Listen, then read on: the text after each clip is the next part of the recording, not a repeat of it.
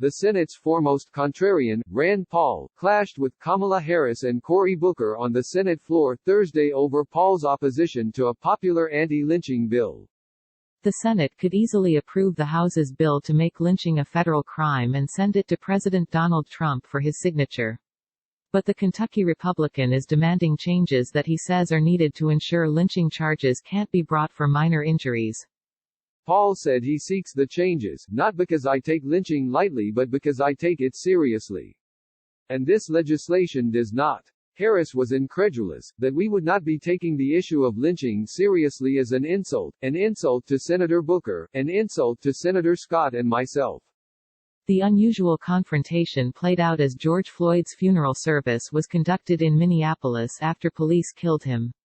The ongoing failure of Congress to pass anti-lynching legislation comes as members in both parties discuss reforming police tactics, and it highlights how difficult it is for Congress to tackle issues of race.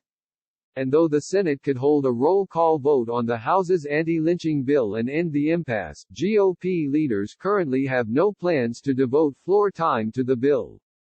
That makes Paul the face of stopping the historic legislation written by Harris, D. Califf, Booker, DNJ, and Senator Tim Scott, RSC, the only African American senators.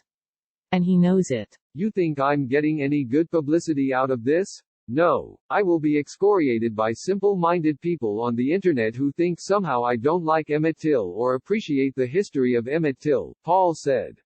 I'll be lectured by everybody.